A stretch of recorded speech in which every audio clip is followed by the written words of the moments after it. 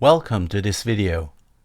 Today I want to show you my setup around the Mayer Vibes MD850.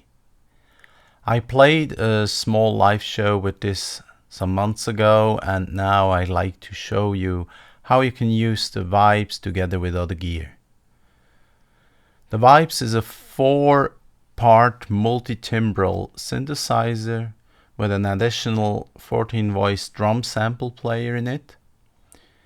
And in some future videos I will describe the details of it, but in this one let me give you a brief overview of this specific setup. I know the Vibes has his own sequencing capabilities. He has a sequencer built in, but it's clear that it cannot replace a dedicated hardware sequencer, like in this case the HAPAX from Squarp instruments. For later explanations, it's important to understand a little bit the storage structure of the Vibes. There are presets for the voices, kits for the drum sampler, and performances. The performance is saving which preset is loaded into a part and which kit is loaded into the drum sample player. And it's also saving the FX send racks and the mixer settings and most of the Midi settings. So when you edit something in the mixer, you have to save the performance. If you edit something in a part, like an oscillator or something, you have to save the preset. And when you change something in the drum sample player, you have to save the kit. Here.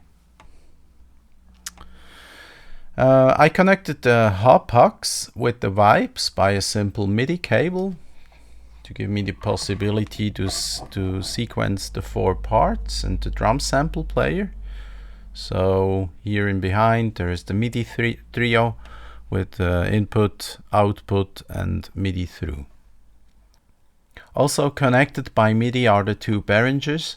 As the Vibes has a Midi through port, you could directly connect additional gear by this one. Midi signals coming in by the Midi input will be shared on the Midi through port. By this Midi through port you can daisy chain devices. You simply have to be sure they listen to different Midi channels. So let's have a look on the Midi settings I made. In the Midi page, you have to set in Midi to port 1. So that's written P1, that's meaning port 1. You can define up to 4 ports, so if you have other Midi gear connected, it will show up here and you can connect it to the different ports. As the Mayer Vibes has also 3 USB sockets, you can easily connect a Midi keyboard to it by USB. In the Midi page you have also these part setup pages. So here in the left you can see the port and the channel. So if you want to put some Midi in to this part from this predefined or defined port 1, you can choose port 1 channel 13 as an example here. I have the 4 parts on the channel 13, 14, 15 and 16. The drum sample player is always listening to channel 10 on all devices that are connected to a port in the devices page. In the drum page, in each slot, you can define on which key it should listen. So if you sequence it by an external sequencer, you have to be sure that the notes sent correspond to these settings. In the diagnostic page you can also see what note is sent by your device. So when we go to the diagnostic page and I'm playing a note here, you can see it's key 36.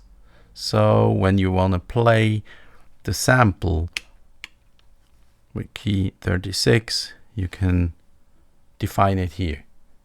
On the audio side, I connected the two Behringers via stereo to mono split cable to the stereo input from the Vibes. You can either use the input as one stereo channel or as two mono channels. I can define it here by tapping on the title. So these are two mono channels or one stereo channel. Also in this page you can see the FX racks. So in this FX rack I put a delay and a reverb in it, and by tapping on them you can change the parameters.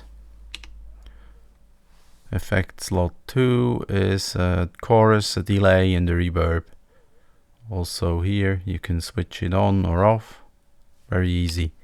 And back in the mixer page you can define the send levels of each channel by choosing it and turning here. So these are two master effect slots, so also drum voices going into these effects, or the parts you can send also in these effects. But I have to say that on every part you have your own effect slots. The audio mixer gives you also the possibility to